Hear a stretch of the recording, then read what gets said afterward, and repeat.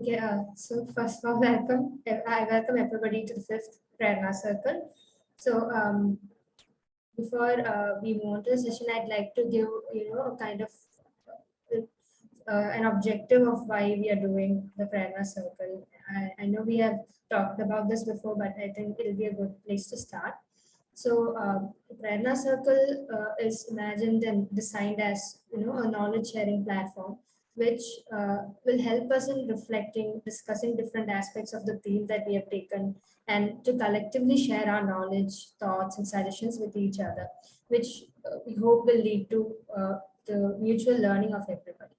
So as we know, like the theme for the fifth Prerna Circle is, how can an intersectional lens be applied at a program and systemic level to ensure inclusivity of the diverse economic, social groups and gender groups in whole child development programs. So today we have with us three renowned organizations who work in the cross section of inclusivity and whole child development to share their knowledge and experiences with us. So I'd like to go on and give a brief idea about the kind of work that the organizations are doing. So first we have Sangath with us. So Sangath works across different states in India for the past 24 years to make mental health services accessible and affordable across the age spectrum, and they believe this is best achieved by empowering the community themselves. And they are committed to bringing positive change in society through science and innovative technology, keeping the human approach at the center of all they do. We also have Nirantar with us. Nirantar works on gender and education. Have been working on that for the last 2 decades, and they've been an active part of the women's movement in India and draw their values from the feminist principles. So Nirantar's work in education, it involves designing, implementing, and study of non-formal but structured learning processes, as well as formal education such as school and higher education. So they use gender and sexuality lens in conceptualizing, developing, and implementing educational interventions. And they primarily work on women's literacy, education, and empowerment, as well as young people's education, which I'm sure Prarthana will be speaking more about later. And we also have a life education and development support leads who have been working towards responding to issues which affect the lives of the poor and the marginalized sections of the society in Jharkhand for the past 17 years. So Leads is committed, yes, to issues of like quality education for all, ensuring child rights, assured livelihood to most marginalized, women empowerment, skilled human promotion of skilled human resources, health, empowering Panchayati Raj institutions, etc. So now I'd like to introduce all the panelists from the organizations as well. We have with us Prarthana from Nirantar. Yes, and Prarthana has been working in the development sector for the last 12 years on issues of quality education, inclusion, curriculum development, gender equity, and teachers training. So before joining Nirantar, she was associated with both Shiksha Samiti Jaipur and UNICEF in Jharkhand. She is working as a senior trainer of Young People's Education Program, as I've mentioned before.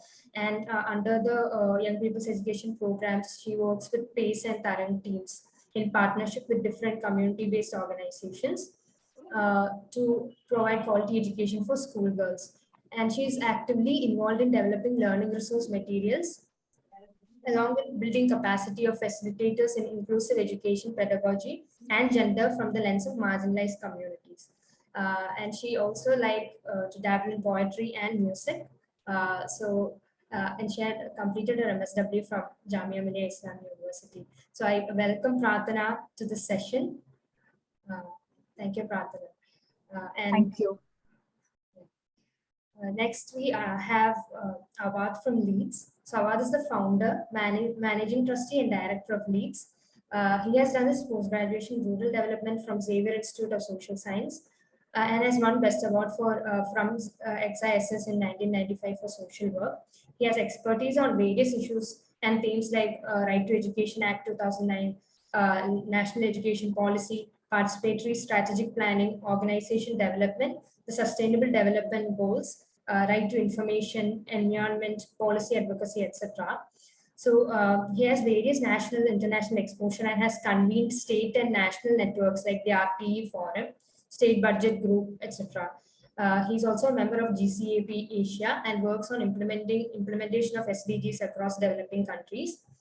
And he has also won the International Education Excellence Award 2017 for his contribution to government school education as well. So I welcome Awad and is looking forward to your insights as well. Welcome, Awad. Thank you. Thank you. Okay, from Sangath, we have two panelists here today. So first we have Prachi. Prachi is a trained psychologist who has been working with Sangath for the past 24 years, and her work primarily involves developing and evaluating interventions for children, youth, women, and community as a whole. She is currently leading the school mental health program in Pune and Gadchiroli, Maharashtra. And Prachi has served on the Juvenile Justice Board under Juvenile Justice Care and Protection Act 2015 and as a member on the Goa State Commission for the Protection of Child Rights. And she is empaneled as a counselor for courts of law in Goa for cases under Matrimonial Disputes and Domestic Violence Act.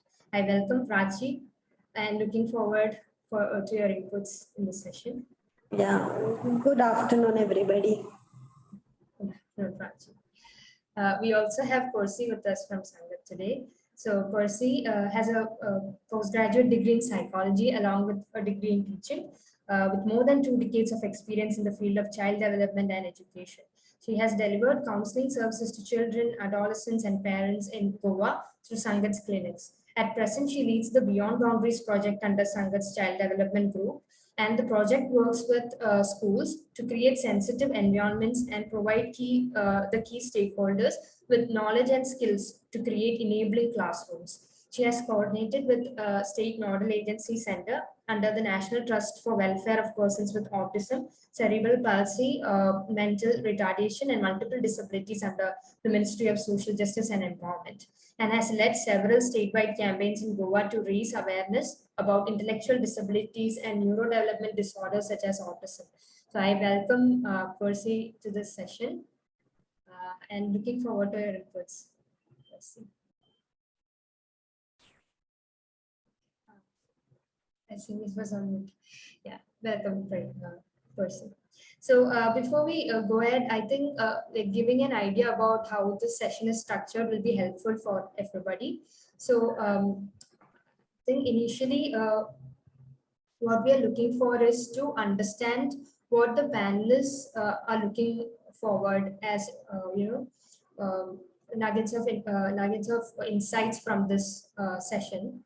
So yes, so a kind of an expectation from this session or something that you'd like to know more about, beyond the questions that we had discussed.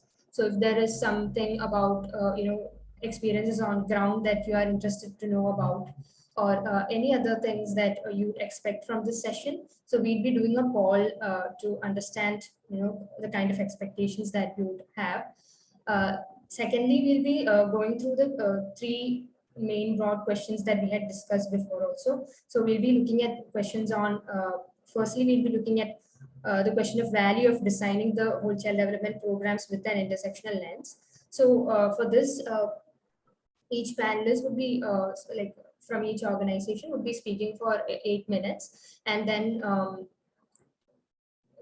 for 25 minutes of whole, and then we'll be looking at questions or clarifications that we want to have on that particular conversations, reflections that we have, suggestions that we might have, so thoughts on that. So that reflection session for 5 minutes.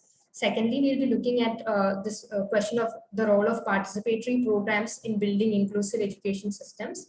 So again, a discussion of 6 minutes from each panelist.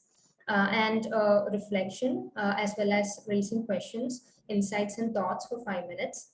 Thirdly, we'll be going going around the question of how can whole child development programs do better in addressing the component of inclusivity at a systemic and program level. So for this also, each panelist will be receiving like 10 minutes to talk about their experiences, and then we have a 5-minute session for reflection, suggestions, inputs, questions, etc.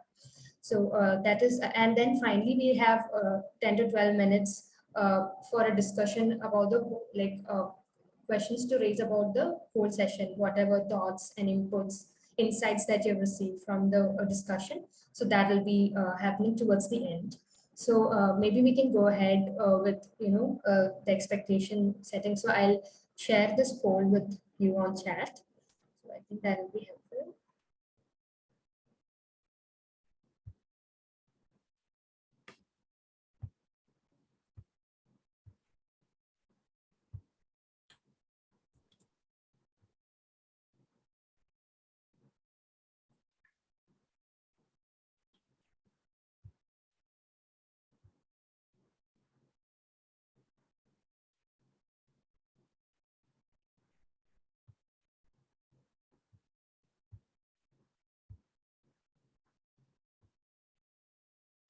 Saira, maybe after like another 10 seconds, we can present the responses screen as well, so we can sort of see what kind of questions Yes.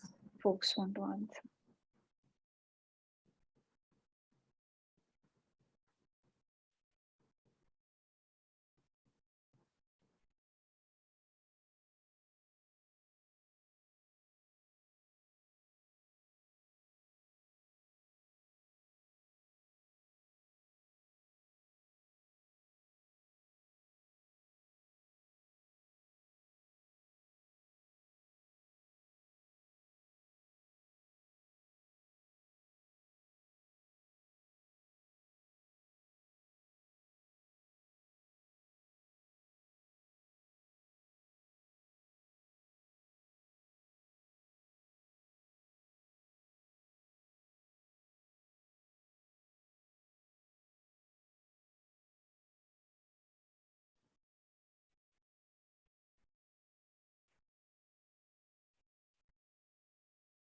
Let's wait for another minute. Just request everybody, if you have any questions or expectations from the session, please to put them here. This will also help the panelists understand what you are seeking from this session.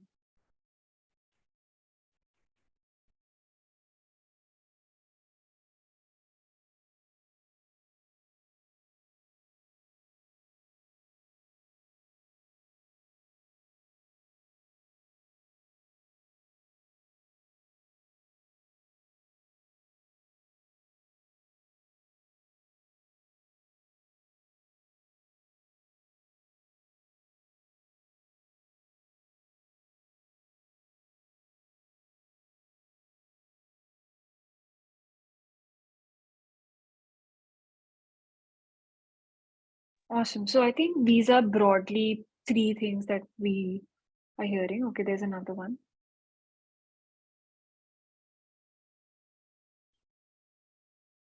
Great. So I think what mostly panelists are, so what the attendees are talking about is that they want to understand what intersectionality or inclusion means as a concept, but also how it can be translated on ground through programs and through implementation, so that it's not simply a conversation, but how do we actually implement some of these things which can which would require us to think about the context and different kinds of barriers.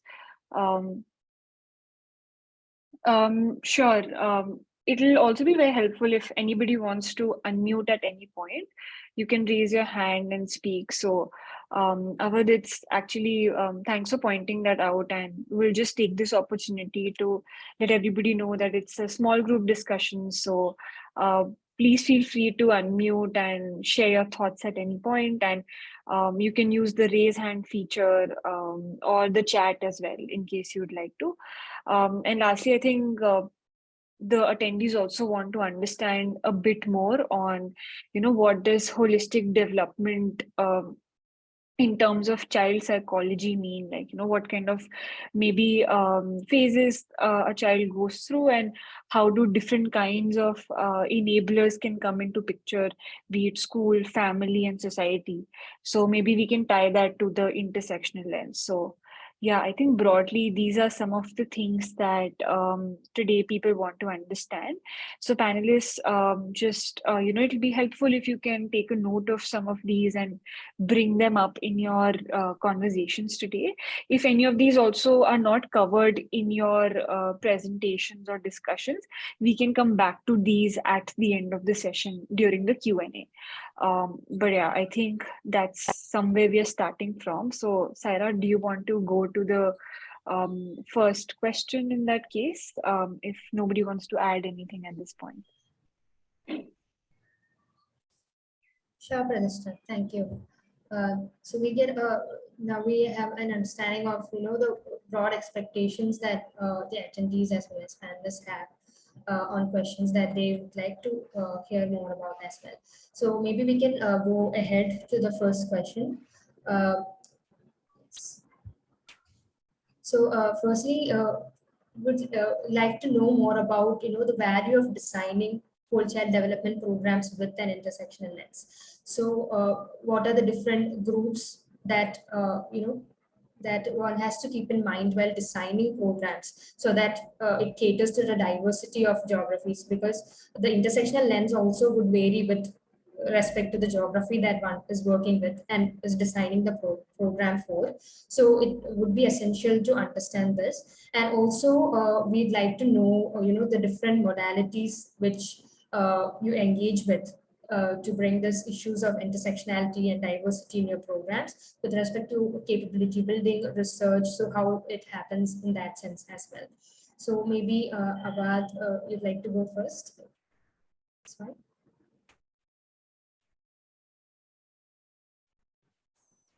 Yeah, let me share my screen. Sure.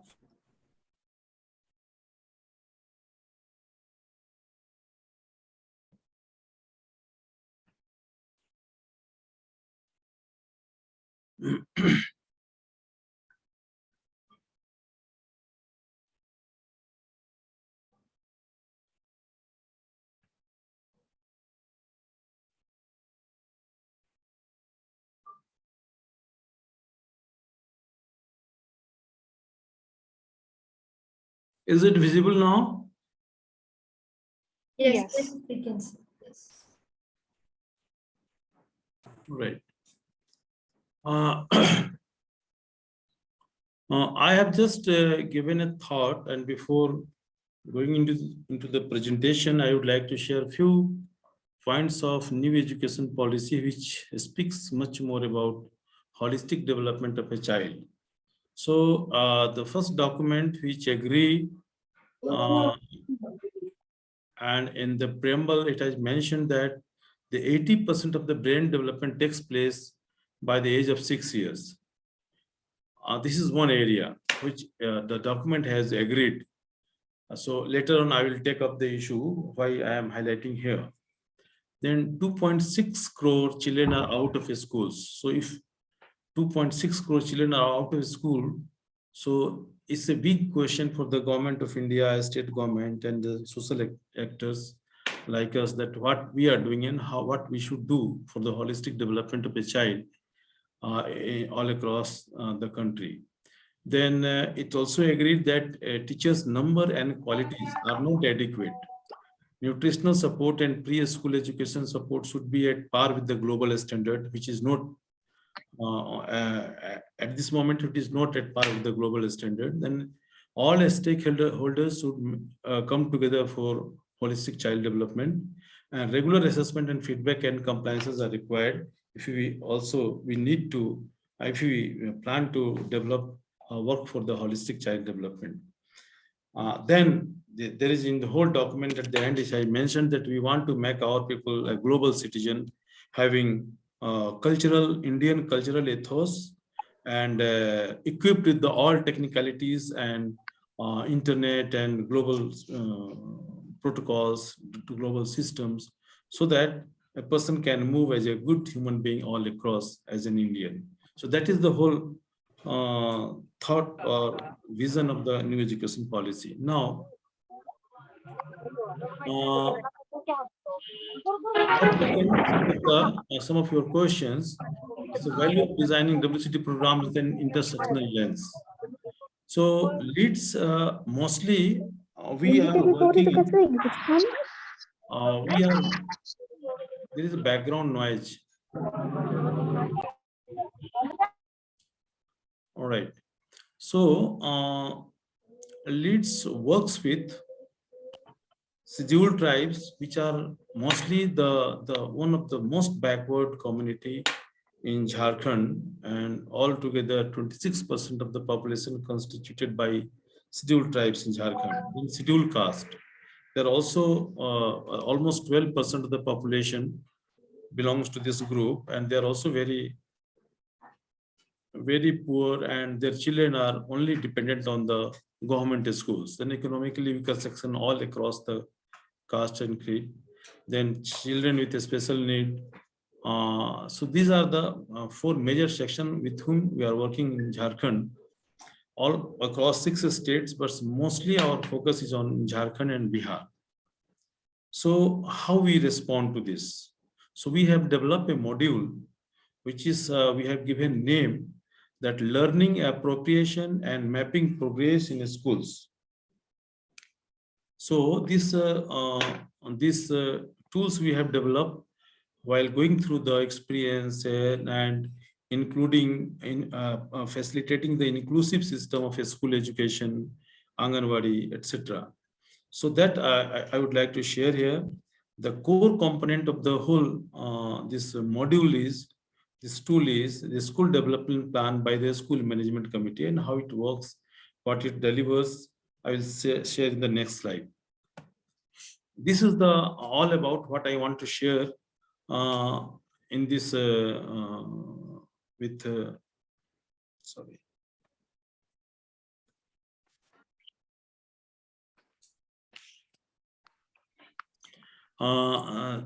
This is the we have tried to bring everything in one slide, that we have named it learning appropriation and mapping progress in schools, which is highly inclusive, because if you know, the Right to Education Act says about, in Article 21, it says that the community should work for the school development, and they are responsible. They can play an important role in development or planning of their own school. So primary interface and building association with the community, the first in the SDP, the first step is to include the school with the education in the particular village, with the focus of that none of the children is out of a school in that particular village. The first inclusion takes place here as per the Right to Education Act, that the school management committee, and a school management committee has 16 members. Out of 16 members, 12 are parents. So the parents whose children are studying in the school, they will play an important role in development of their schools, and they will make a 3 years development plan under the law, right? The second step is school management resources and stakeholder mapping. So there are, if you want to plan, then what we do, we are doing it, and we map the resources, we map the stakeholders, who are the people in and around the schools who can support the inclusive education which delivers for the girls, boys, ST, SC, economically weaker section, and all across the society. So we focus more on this inclusion of the all section of the society while developing the this school development plan for 3 years. Then we do the analysis of the school in the present situation. What are the problems of the school? What are the major problems of the schools is facing? Why children are not coming to a school? So those all analysis, all problems are enlisted, or contexts are discussed, and then in the step 4, we identify all problems, and then we prioritize the problems. If suppose 15 question or 20 problems comes in the schools, then whole community sits with the Panchayati Raj institution, with the other influential person in the village, the school management committee sit there, and then they plan for the school development. So then after the identification of the problem and prioritization of the problem, they segregate each of the problem, that which problem can be taken care of by the community, which problem can be taken care of by the panchayat, which problem we can refer to the state or block education department. So these whole problems, a set of resolutions takes place, that these are the problems we'll try to respond by the different stakeholders. So the solution, the proposal for solution is developed, and if we have found that 60 to 70% problems are solved by within the community. Like if children are not coming to a school, then who plays important role? So community has to play important role. So, and these are one of the major issue in our country. Similarly, teachers are not coming to a school. Midday meal is not properly taking place. Then the community interfere in the school functions and they destroy the infrastructure of the schools. So who is responsible for that? In that way, the discussion goes on, and then we fix the responsibility. The community themselves, they fix the responsibility that who will do what. And then we develop in the step number 7, we develop the school development plan. We formulate the school development plan for 3 years, and then action plan for the 1 year, coming 1 year. And then monitoring regularly goes on, that who is performing their roles, who is not performing their roles. So this discussion goes on, and accordingly customization takes place. So in the step, starting from step 1 to step 9, the whole development of schools takes place, because in our state, in Jharkhand, the government school is the only source of education for the deprived community, for the girls. Because in the state, we move around the state, and we found that in many schools you'll find the girls are more in number than the boys. So why the girls are more? It's not that parents are very aware and they are sending their children, girls' child to a school. The issue is they send their boys, the male child, to the private schools for better education, and they send their girls to the government schools. So if we strengthen the government schools, then inclusion takes place for the scheduled tribes, scheduled caste, girls, and other deprived section of the society. The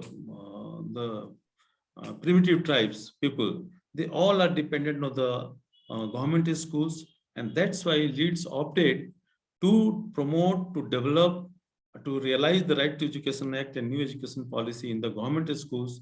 If we strengthen the government schools, then we'll be able to will be facilitating the quality education to the most deprived people of our state. And this has we have created a very large number of models, and this model has been also appreciated, and we have 3 times we came in top 5 of HCL grant, you might be knowing. So if the process is child-centric, teacher-centric, stakeholder-centric, all stakeholder has to play a role. Infrastructure-centric, there are a lot of infrastructure which support the proper education of the children, and then community-centric. And these are the major problems. If you want to study any problem, any schools of our state or eastern part of the country, then you'll find the education is not child-centric, teachers, the schools are not teacher-centric, stakeholders are not playing their roles, the infrastructure is not proper in their schools, and community is not taking interest. So that's why in the LAMPS model, we have focus on this. And then we come out that if this happens, then we have found that more than 85% attendance. At present, in Jharkhand, in any working day, if you will find that around 50% to 55% in the post-COVID period, 50 to 55% children are in a school. And in the pre-COVID, there was 62, 63, 65% of the children were in a school. So now if we implement this, the whole LAMPS model in the schools, then the attendance of the children takes place proper, more than 85% attendance takes place.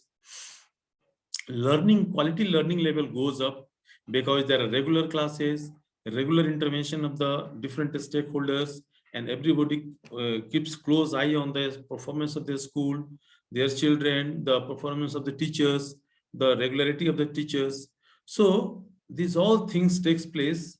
Then digital interface and learning monitoring in the classroom transactions, this also is the part of the plan.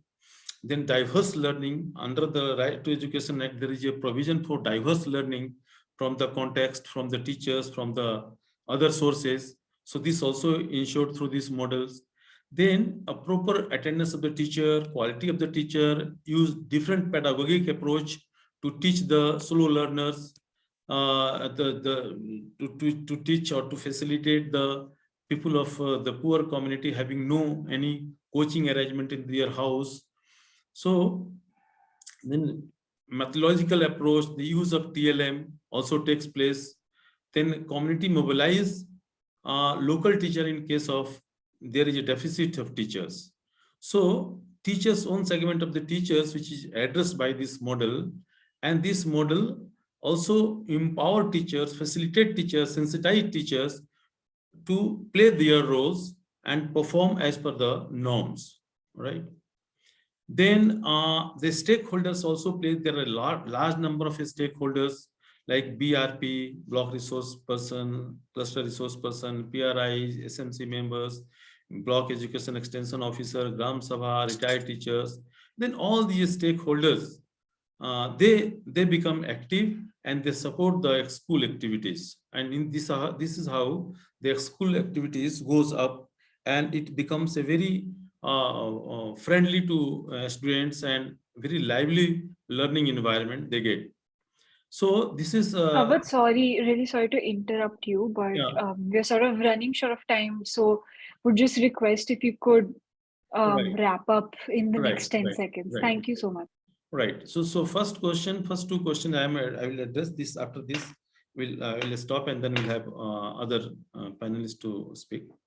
So this is the 9 steps module, and whatever lapses comes in, we try to address those lapses and try to make their schools a place for learning of the children.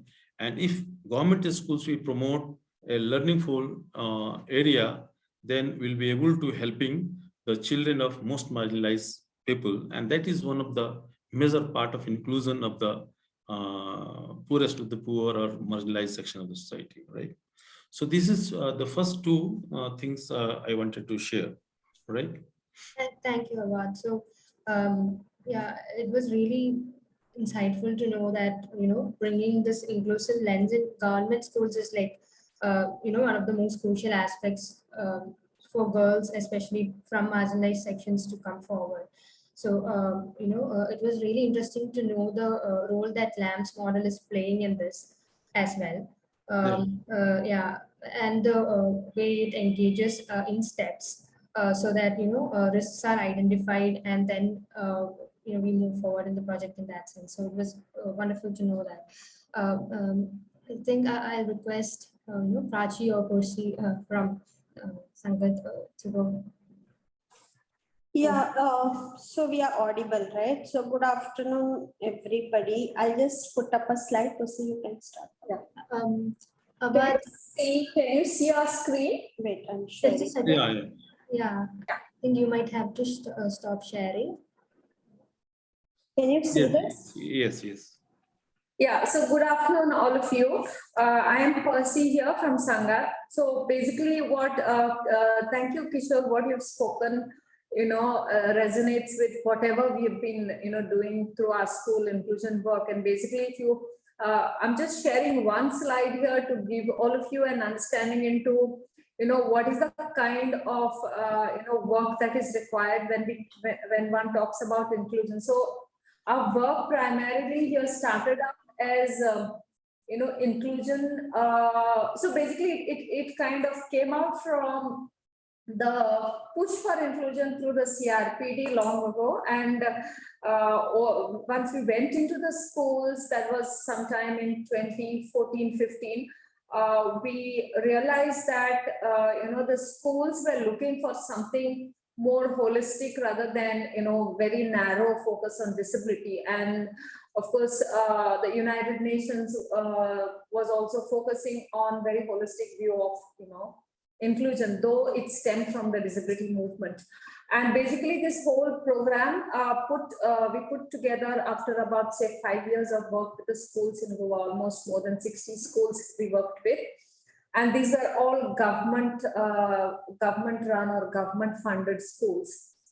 And it is what we learned is what Kishore has just now presented. You need a holistic focus where you look at every aspect of the school and look at the environment first, right from helping the school create a climate for inclusion, and looking at policies, and then you focus on approaches or practices within the school. So the program right now that as it is focusing on the whole school environment, looking at school culture, what are the values that the school shows, displays around when we talk about inclusion. And a lot of sensitization, that's our experience in the schools, that it has been, it is it's all in your head in the first place. It's not so much about skills, but it is about changing mindsets, and that has been the biggest challenge for us. How do you get stakeholders to understand inclusion? First of all, to understand exclusion, it's about me feeling excluded from this group rather than you including me. It's about that, and it has been, I wouldn't say unsuccessful, but it is a huge challenge, and that is my observation. I'm sure all of you who are working in different geographical settings would also experience the same, that first task is to break the barriers, attitudinal barriers, and you tend to spend a lot of time doing that, then building skills. So, and I'm sure my colleague here, Prachi, would want to add to this. Yeah, so as Percy spoke about inclusivity, we also look at inclusivity from the mental health lens. So when we look at inclusivity, we work with everybody. So we don't come with a model where we would assess and then assign kids to be either having depression or anxiety or having hyperactivity. But what we do is all our programs, especially the school-based ones, are focusing on promotion, prevention, redressal. So we look at more of promoting positive health and good learning outcomes, and then preventing students from either getting into any mental health issues or teaching them the way they would want to learn. And in the last bit would be that in case there is any issue or in the process, if we realize that there are students who require further help and referral, we do that. So we focus mostly on the holistic development from academics and mental health, though this sounds to be two separate topics, but they are all put under one umbrella, and that's the school environment. We've also tried this in shelter homes, more with the mental health inclusivity lens, where we look at how everybody can be on the same page in terms of helping them deal with their stress and tensions and building their coping and resilience skills. You want to add anything? So basically, if you can share the roadmap. Yeah. Also, the next graphic that we would like to kind of show to you is, is a process, because it's relatively easy to talk about inclusion and say yes, we want people to be schools to be inclusive, but it is I'm saying schools because our work primarily is in the schools at this point, and of course there would be other areas also. But when you talk about inclusion in schools, it's a very complex process, because if you want to engage with different stakeholders, you also want to look at a very complex, well-planned structure for this intervention to be in place, because there's a lot of planning that is involved, and also to get our schools to be inclusive, it's not really it's not very, very easy, because they are so much used to doing work that the whole exams, and then somebody scoring less, and then that person is considered a failure. Earlier there was detention, and then now with all CC and RT in place, things had changed a bit. But you would want to kind of define a put together through the 6 years of our work with schools, where we kind of look at hand-holding the school and taking the school right from the planning stage, forming a team to look after this whole inclusion process, right through sustaining the program. So that is something that we can share. Prachi is trying to share screen with you, where and this whole path, what we call roadmap, has been designed through a highly iterative process, where we went to the schools, observed, identified what was needed through our trainings, and went back to the schools to ask them tell us what all is needed here. Is this a right way to go about it? And also, it's not just out of our heads. We also relied on research, evidence-based practices that are available, perhaps applied to other programs. And one of the most heavily used tools in our work was the Index for Inclusion, which talks about 3 key areas of school environment, where it looks at policies, it looks at culture of the school, and it looks at practices. So this whole roadmap has been designed based on that, and also Cotter's model of organizational change, where he talks about how do you prepare the schools for the change, and then how do you support the schools to plan and implement intervention, and then look at sustaining this intervention. So this is just a very I just put it up. it doesn't seem to be coming up easily there. So this is just a very broad glimpse of the work that we've been Percy, maybe you can share the roadmap from your laptop if yes, but I have Just give me one. It's just coming up. It's just. Yeah, my laptop, sadly, what has happened is I'm not logged in. Can you see that now? no, we are still seeing that the drive. Yeah, that road you can see. Now you can see the map, like you can see pictures. We can see it here. We You can see it now. We are unable to see because file is not open in our. Prachi, maybe you can try and see if you are presenting the right tab. So try and shift tabs maybe. Can you see it now? Because it is telling me that we are able to. Just a minute. So while Prachi puts it up, basically you will see that it's kind of leading to the ideal, the utopian school that all of us would want. It may not like. You can see Now we can see, but it's not readable. So what I can do is we can share this with you at some point. Yeah. But if you see the color, the yellow, the complete yellow one is for. Is it readable now? Stage where you create the climate for change, then you look at this, the little orangish one is where you are implementing, we are looking at every stakeholder, and then you look at monitoring this change. So basically this has gone through a very, it's a completely participatory. We have, taken it to parents, we have taken it to teachers, we have taken it to heads of schools and, our education department officials and the technical experts in the field of education and special education.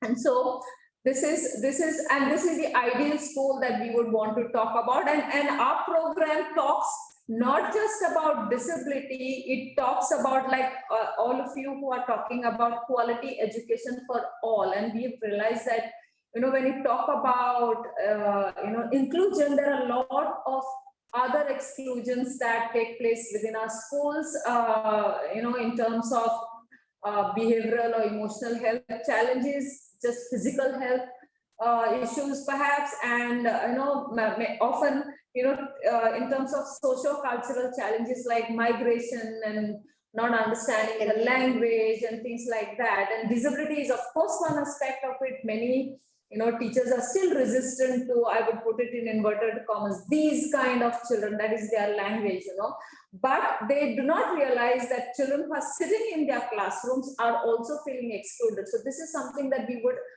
kind of design this whole thing to sensitize right from the person who is the first point of entry at the gate. Like if there is a school now, this will not be a government school, perhaps it's like it can be a fancy school with gate and all the security. So right from the entry point where there is a security who gets sensitized and welcomes people, makes people feel welcome, to the teachers and specialists who are in the school. So this is our experience of working with the schools. And and just to add to what Percy saying, even when we do our mental health work, we find teachers coming up with a lot of resistance and saying that, and I think even it's with the learning issues where teachers feel that these children don't belong here, or these students don't belong here, and there are other schools there for them.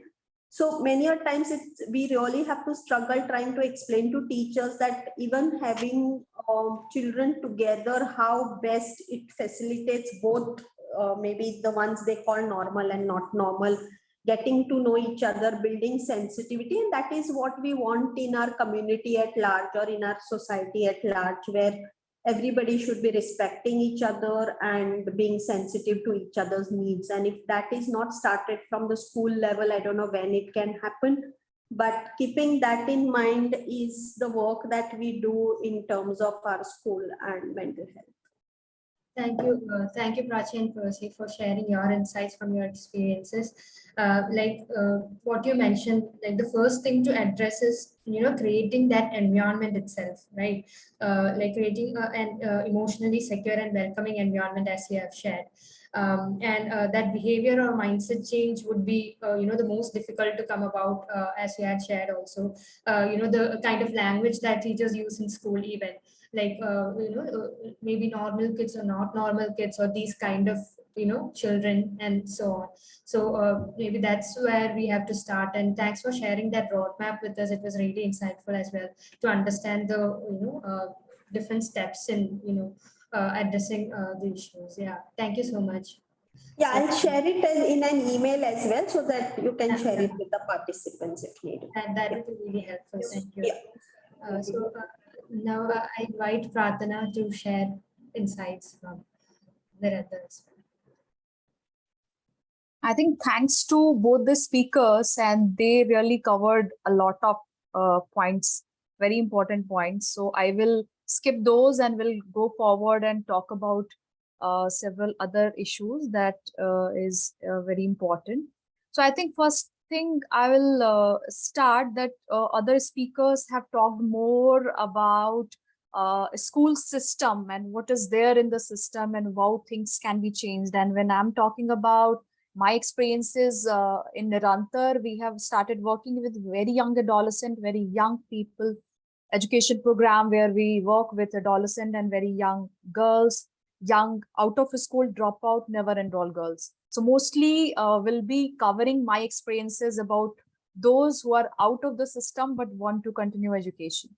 So in my conversation, while talking about different target groups and how we ensure intersectional lens in the program and to cater diversity, I will start with few questions to all the participants. Take just few seconds and imagine what image comes to your mind when you think of young people, when you think of young girls in education.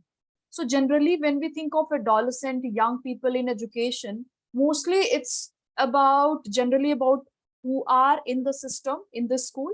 And when we imagine and think of those who are out of the system, generally it's a adolescent girl or boys who want to continue education, and a large number of them who are married, who have children, who are divorcee but want to continue education, really come hardly get into the larger discussion. So married girl having child but want to continue education can also be important target group when we think about and when we imagine inclusive education.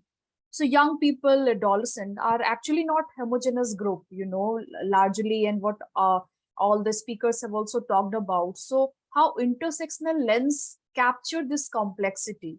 And when we say young people are a diverse group. So diversity in terms of their age. So we focus more on adolescent and young girls who are out of the school, never enroll, and those also on the verge of dropping out.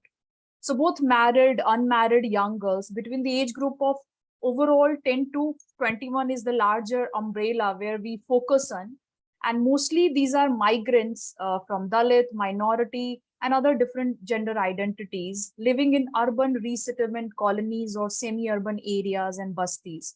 And young people from single parents, disabled, are also encouraged to join. So the category that we focus more on to start with is very young adolescent between the age group of 10 to 14 years. And they are school going, dropout, and never enroll.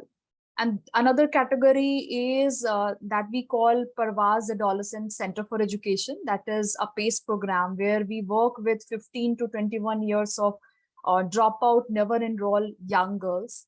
And there is another category where we work with school-going girls, those who are on the verge of dropping out. That is Umeed program, where we work with Dalit and minority, OBC, and other marginalized communities from 9th onwards. We support the teacher, local community teacher who want to continue education. And this idea came mostly after COVID, because during COVID, many of them were dropout, not able to continue education, and they were almost like they will be never go back to school. So we started this idea of Umeed. So I think that's the larger category we focus on and try our best to include, the inclusion while, categorizing and while focusing more on young people. When we, another question that you had said, and that's very important, that what are the modalities through which we engage with young people and how this intersectional lens, diversity come in our program, we think about it through our program. So I think environment and school environment and participation of community people was very detailed and very nicely talked about when earlier speakers talked about, and the previous speaker also talked about overall engagement within the school system, mental health, and overall holistic approach. So I would like to start with talking about, content and the curriculum. So when we imagine curriculum from intersectional lens, how content are designed. So for example, when we imagine, for example, one language curriculum. So when we imagine intersectional lens or diversity, it's not like, one-way process where, we imagine when we talk about water, so let's talk about, science around water, social science. It's also integrated with gender. It's also integrated with caste. It's also integrated with class. So how that lens come into the picture when we talk about a particular concept. So for example, I'll start with one example that we had discussed with our learner, for example, market. So market is one idea where you talk about market and who goes to the market and all that process. And while doing it, we also did the mapping, so all the learners came together, they did mapping of their own market and the learning center. So the way they come to the learning center and the market, how it is located, who is working in the market, what kind of market they have, who is the one who is the shopkeeper, who is holding the role, and who is the one who is going there as a customer, and what is it that is coming out through this mapping. So it was actually a simple activity of mapping and understanding the map and concept of map in the geography. But while doing this, they were actually mapping the market. And while doing this process, they came across this question: that's why women are not there, like they're not actually running these markets. And it's like many other stuff that we want to buy and we go out, but we don't see women. So what, and when women go out day and night, all these things came up. And who are the shopkeepers, who has the decision making, and all those conversations. So I'm just bringing one example how the way we design the curriculum, it's more about segregation, that let's talk about, language. So it's just a language. It's let's talk about numeracy. That's more about mathematics. But how mathematics is so much linked with our own structure, gender, our own patriarchal practices. So how these questions can be brought out in the larger discussion when we are talking about curriculum. So I think that was one of the idea that we focused on when we were working on the curriculum development thing. For example, water. Water is more like the concept कि पानी कहाँ से आता है, किन areas में आता है, अच्छा धरती पे कितना पानी है. But उस पानी को समझने के लिए, if a girl is living in a basti or an urban resettlement colony, it's very important to know what time they get water, what is the quality of water, actually who is going walking and collecting the water from maybe the nearby well, or maybe nearby river, or maybe other water resources that is there in the community. So these questions are so integral when we talk about concept of social science, when we talk about concept of science around water. So it's not just about water cycle and weather and environment, that is very, very important, but also these daily life questions around gender, caste become so important. For example, while talking about water, one conversation came up and girl said, when we walk across the colony, we ensure कि किसी के इस वाली colony से जब जाते हैं ना, तो ऊपर से पानी तो नहीं टपकता. And when we had this conversation, is there any caste discrimination? How is the environment? Everyone said, no, it's fine. Like caste issue, it's more like issue of rural area, in Delhi and nearby in urban cities and semi-urban area. It's like people living together and there is no as such, like no serious issues at all. When we started probing questions and starting having conversation, then we realized that, okay, in daily life, there are so many questions where people and generally everyone else do discriminate people on the basis of caste and religion. So how these questions of caste, religion, class comes naturally, organically in the discussion, rather than making it, let's talk about it, caste and religion in a particular session. How it can become cut cross, across when we talk about issues. So I think that really helped us. And when we were designing the curriculum, we had this discussion with young people, and their questions, their observations really help us to think and redesign work and get back to work and include those aspects while working on the curriculum. So that I feel that is very important when we imagine and working with young people and designing the curriculum.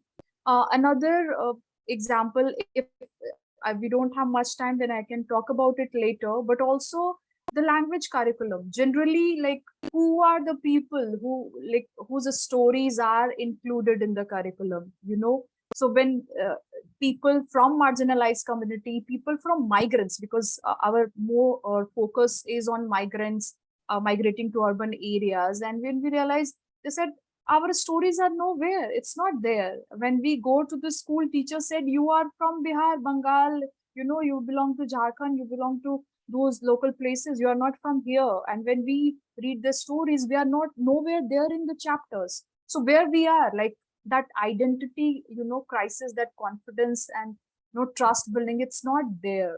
So who are actually representing the mainstream stories and content part of the curriculum? So these are also very important questions that we need to reflect and talk and decide. And then another relevant question that we came across is actually whose stories are these? Are young people, because when we say intersectional lens, when we say inclusion, uh, age and young people are also very integral part of across this gender, caste, class, religion. So are these young people who are in the age group of 15, 21, 10, 14 are really, raising their voice and saying, and are their stories, one hand, direct stories are included and be part of the mainstream discussions or resource material creations. So these were again very important and another aspect that we came across while working with young people and while designing the curriculum. Another process that we focus on, because we work with out of school dropout, very young adolescent and young people 15 plus, we focus more on identifying who are at the most margin, and what I earlier said, when we were doing the mapping or profiling, we hardly find married, unmarried girls because they felt like I can never go back now because I am married, I have kid, I'm a divorcee, I'm a widow. How can like this idea of full education is more for those who are in the system or more who are not married, young people. So those questions really came up and made us, focus more on these. And while finalizing the mobilization process, while finalizing the list, they become the more important target group for us. So now they are the more significant number of learners in PACE program. And during COVID, we also realized 10 to 14 years of age group, especially migrants from Dalit, Adivasi community, religious minority, were in large number those who were dropped out between the category of 10 to 14 years. So we try to, ensure that they are the ones who are there in the process. So I think I will talk more about other aspects when we go across next questions. Yes, thank you so much, Prarthana. That was really insightful because inclusion is not just about, like while it is about, like caste, class, and the other aspects that you discussed, it's also about age, right? And identifying the different ages so that activities can be planned around that. That is like really crucial.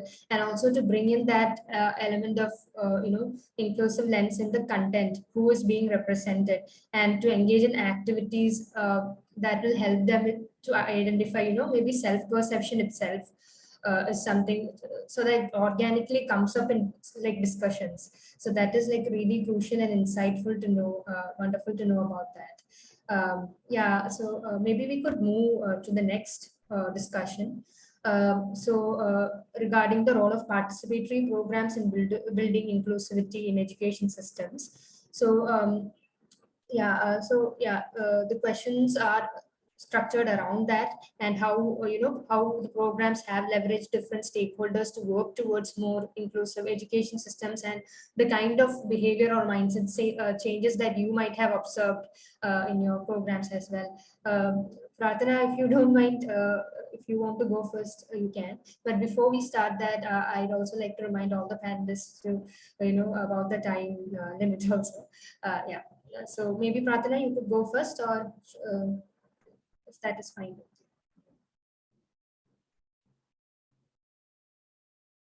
Okay, I can go first. Yeah, that's Okay. fine. So I think role of participatory program to build inclusive education system, I think within, how we are ensuring and involving different stakeholders in the program. Again, I'll be talking more about those who are out of this school system, those who are actually pushed to be out. So in that, what we do and what we believe, Nirantar being feminist organization, we believe that knowledge creation is a collective process. It's a two-way process. It's a collective process where it's together we are creating knowledge and, resources and understanding. And because of this understanding, we involve young people, whether it's very young adolescent, whether it's late adolescent and young girls, in the curriculum designing process. So what we do in Nirantar, we conduct different sessions where young people are actually, for example, it's a language curriculum, language primer. It's not like some stories are created, and collected, and it's really transacted in the field. Rather, it's young people talking about different themes. So actually, these stories are not defined because when I'm saying we are working with out of school dropout, their learning level are really low. So they are the one who are at the age group of, you can say, 4 years, 5 years, 6 years of learning age, completely new. Like we are introducing language, akshar, matra to them, and then they are picking it up and then taking it forward. Giving you one example of language curriculum. So for these young adolescent and very young girls, their age group is 15 plus, or whether it's 10 to 14, but their learning level is low. So approach needs to be redefined and, thought about. So for that, we conducted sessions and we realized that the stories that is existing around butterfly, flowers, other stuffed animals. So most of the story, when we did literature mapping, we found most of this publication around where around these. When we imagine, young learners. But these are young learners, but age group is very different. Their imagination, idea of the world surrounding is very different. Where they are very sharp, critical about engaging thing. They're adolescent. They want to talk about friendship.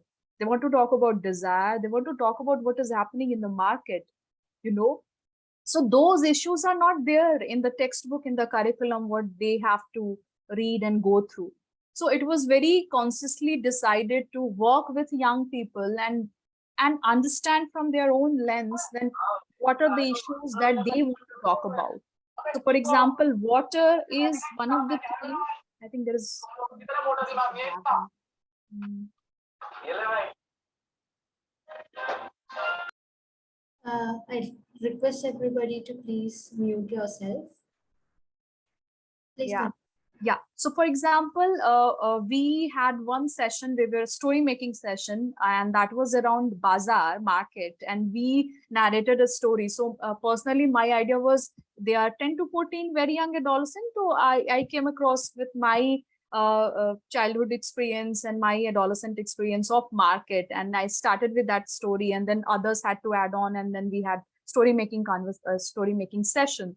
And when I came to them, they had their own other stuff. So like very young adolescent from the age group of 10 to 14 had to, daily suffer the exploitation by policemen. So he used to sell fruits in the market. He used to come to the center in the morning, and in the afternoon or in the evening, he had to sell fruits in the market, and daily policemen used to really exploit him, and they had some really bad fight, and family was in complete crisis.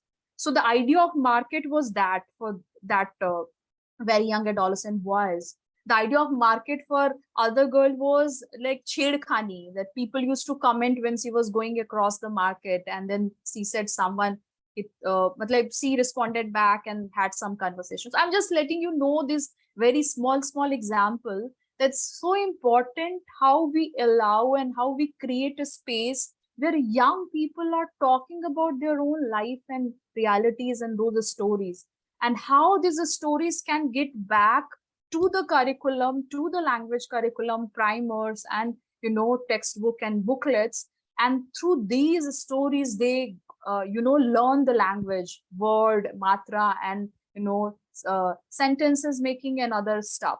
So it's very important that when we imagine of children are basically the age group of a smaller one. But what about those who are very young adolescent, who are 15 plus, young people, young girls?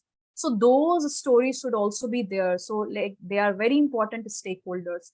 And I also believe that the whole power thing, age is a power.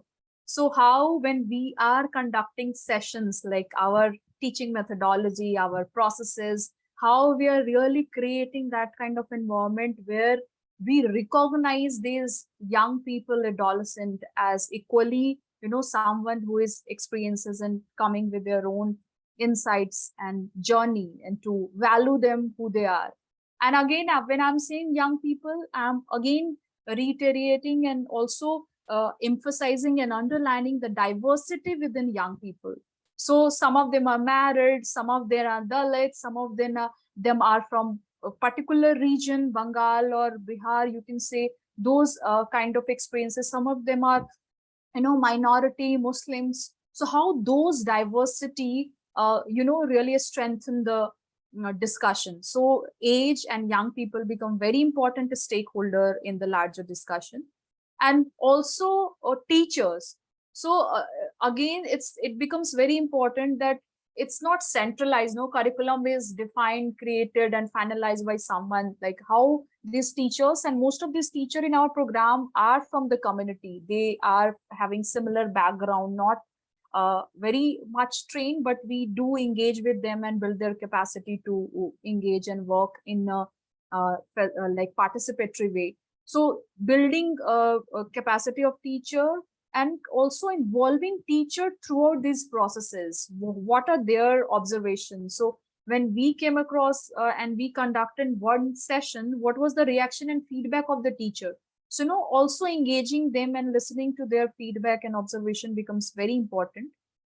And throughout this process, as earlier speakers had also talked about, role of community people, and we very consciously realize that community people have a very strong role to play. And through that process, like continuously throughout the 18 months program, we engage with them, we invite them. And apart from these sharing and exchange of learning progress, we also recognize that many of these migrant from different region and states have their own skills and their own strength. So why not have a common session where they talk about their own, if they are construction workers, they talk about what goes on in building a house, in the building, doing the construction work, what kind of exploitation they come across. So when learners are learning about livelihood opportunities in the conceptual, more theoretical concept, they also engage with these daily life challenges, power structures, how it plays a role, and the kind of discrimination people face. And also we have these sessions called, when we say कहानियां जो बस्तियों में हम मिलके साथ में किस्सा गोई करते हैं, where people talk about their own journey when they came to city, their exploitation being migrant or caste or religion को लेकर, and these young girls have their own stories. So how these young people and community people exchanging stories and talking about and having a conversation around issues, so they become very important stakeholder in the overall teaching learning process. And many times they also, like through this discussion, they also go back to their adolescent age and young people's age, and say back different interesting stories. So it makes more interactive and participatory, the whole discussion. And another aspect I will say, when we are talking about stakeholders, the whole alumni, the whole idea, because we believe that these are not like class 6th, class 7th students. When we imagine a school, and when we imagine out of a school, it's not about one batch of girls, it's actually about collective. So how involving the whole alumni who were part of a school, if we are talking about a school system, if we are talking about those who are out of a school, those who were part of the learning course, how those alumni and collectives can become the stakeholder in the learning process and become the role model and inspiration for other students. So that we recognize as very important. So yeah. Thank you so much, Prarthana, for sharing that. The importance of involving different stakeholders in getting that correct, insight, so that the lens can be molded in that sense, and the learnings can be made like based on experiences, memories, stories, that becomes relevant. Even with age you mentioned, right? So yeah, so it depends on the individuality, right? So even if like how one person sees a market would be different, the same thing will be different to different people. So it becomes important in that sense, and involving teachers in that process, as you mentioned, collecting their insights and feedbacks, and as well as engaging the community, learning from them, their memories, their stories. which will be inspiring and motivating to the students who are learning as well. And they might have also faced that the same challenges which the adolescents and young people might have are facing right now. So that will be helpful for them. And involving the alumni, as you mentioned. So so bringing together these various groups will bring that an enriched lens to understanding this. Yeah, thank you so much for sharing that. So yes, I would also like to remind everybody that if you could share your questions on the chat, we can take that up towards the end and have discussion with the panelists on that. So please do. Like all the attendees, if there are some thoughts and suggestions that you have thought about throughout the discussion, please do share that in the chat as well. Yeah, so I think I'll move on and ask Prachi and Percy to share your thoughts in the role of participatory programs. Yeah. Yeah. Yeah, so basically what Prarthana has just shared, it struck me, about children's participation, and especially in the syllabus, the content that, is being given to them. And it's a very important point that she brought out. And one very small experience that it just comes to my mind. Very recently, we were looking at some chapter in 6th or 7th standard, I can't recall, English standard textbooks, where, we're talking about Sherlock Holmes and things like that. And, a child, like what Prarthana describes, would have no clue about who is Sherlock Holmes and what is he doing in our textbooks here. So basically, I do understand that there are huge challenges for our country to have, textbooks and content completely diverse. But what needs to go in the teachers in-service training and now the B.Ed curriculum is that the textbook that the teacher has is just a tool. It is not the curriculum. It is just a tool. They can just throw it out and not use that textbook, but just look at the indicators and the concepts that are defined in the NCF, and perhaps use that textbook as a guide for, and just go out and get material that is relevant to the context of the child. Like this child, which Prarthana was talking about, their understanding of market is different from their, our understanding of market. Where you go to the market, there are fancy stalls and you keep buying things, and our children get excited about going to the market. Whereas for these young children, going to the market is stressful, because that is, where they get bullied and exploited and things like that. So the need here is to sensitize teachers.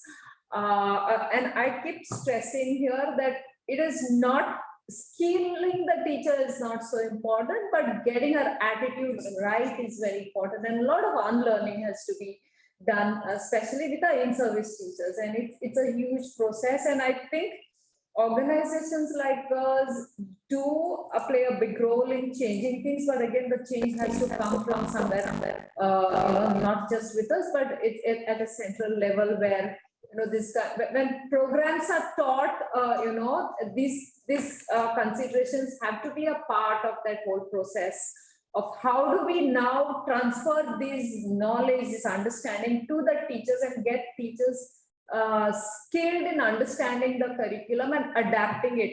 And when you look at curriculum adaptation, we are people who work around disabilities talk about like say modifications and concessions and those kind of adaptations. But listening to Prarthana, I just realized that another adaptation could be this. You don't have to do any kind of content adaptation, but the contextual adaptation that needs to be done when we look at curriculum adaptations. And so that's my thought on looking at how do you contextualize and how do you look at inclusion from a really wider perspective, a bigger lens than just our specific silos that we work in. I work in disability and I work in this area and I work in that area, and only I will touch upon that. So basically looking at applying universal principles, principles of universal design to curriculum delivery. Yeah, and Prachi may want to. Okay, so when it comes to the mental health framework, I think sometimes we do, or rather all teachers have this notion that the minute you say mental health, they look at it from the illness perspective or the disability disorder perspective, vis-a-vis not looking at mental health, something which we say like no health without no health without mental health. So what we do in our programs, which seems to work, is one is we take very practical examples in whatever we do. We do have modules, but the modules are just like what Percy was describing, is just like a framework or a guide, but taking all examples from their real life setting. So even I sometimes feel that even teaching academics now, the example with Prarthana gave, teaching maths from their perspective in terms of how they would calculate if somebody buys something, because a lot of students coming in our schools also in the evening are in the marketplace and learning. So what we also talk to them about is when you are there and if somebody comes and asks you like, I'm a police and I have to get this free from you, how would you negotiate, or what skills would you use? And that is how we use coping skills rather than telling them or explaining to them in a fancy way. So we use a lot of regular in class or in community examples. Another thing what struck us is not working only at school level would help in terms of mental health or in the way of describing importance of education, because for many of our parents is like if they want to, and they are migrants, so if they have to go back to their village for some function, they feel Are, itna dur ticket nikal ke aaye, to let me be here for a month, and then the whole month education takes a back step. The student is not in school, they are unable to then answer exams, so it gets into like a vicious cycle of not being able to be in school just because they've gone to their village or they have some festivities.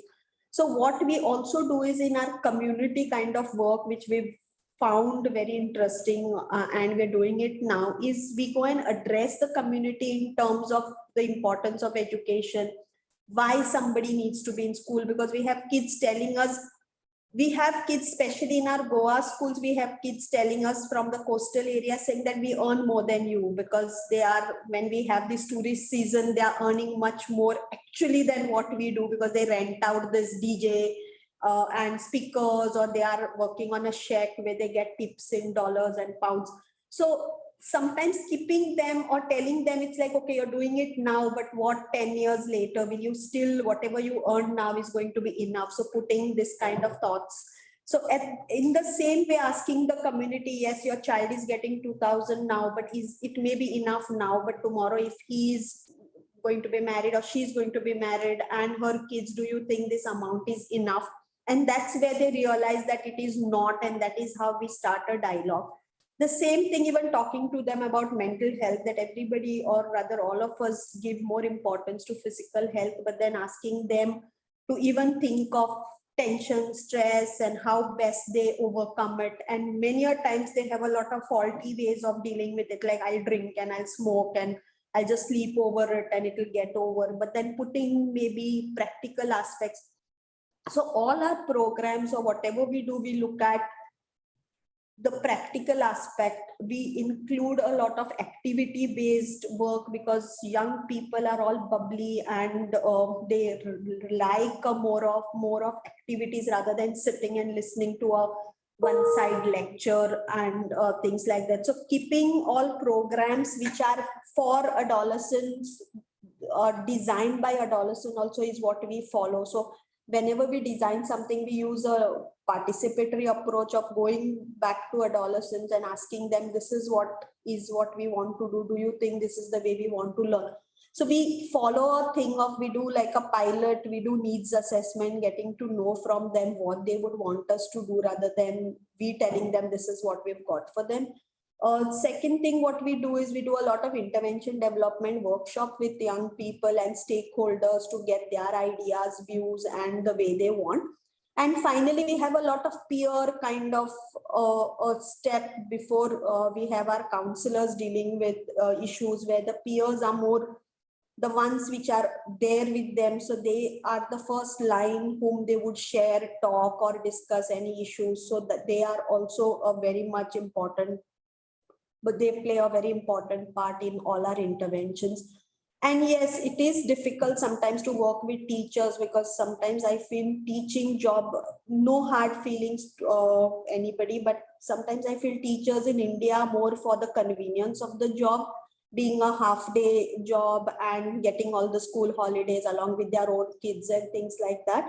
But somewhere a teacher has to be somebody who is interested in the work and who's been able to translate the work in a practical kind of a framework, rather than just delivering what is there in a textbook. And believe me, I think all of us as professionals also know that what we learned at our school or our graduation level is not used in our practical life, apart from just the basic foundation. So somewhere looking at more practical or holistic and like activity based work is something. And I think our teacher training and teacher curriculum, teacher trainings deal more with lesson planning, but what they need to do is how a classroom management has to happen, or how to identify a child who's feeling a little low, and how without the whole class getting to know that the child is feeling low, she's able to handle or he's been able to handle the child, is something which we need more than lesson plans. Because I think all of us can definitely, with Google and everybody, we can study, but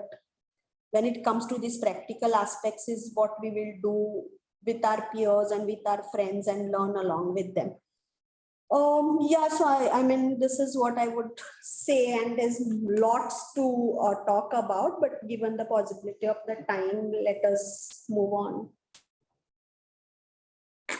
Thank you, Prachi and Percy, for sharing your thoughts as well. You mentioned about participation of various stakeholders, like about teachers, as you mentioned, there is a crucial need to sensitize them, about attitude change, as Percy had mentioned, and also Prachi, you mentioned towards the end, they should be engaged more in addressing the holistic aspect of a child and not just the academic aspect, and not that alone. And also the role of parents, sensitizing communities to about the importance of education as a community, how they deal with stress issues of mental health.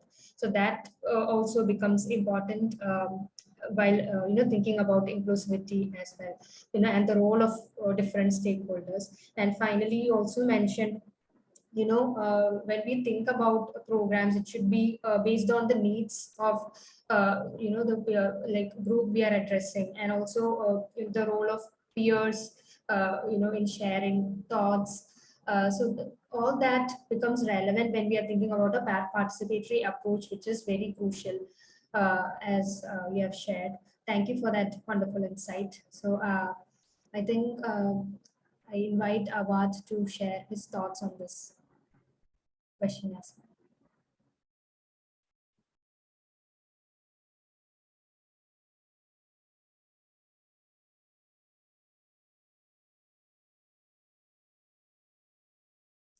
Yes. So coming to the next slide.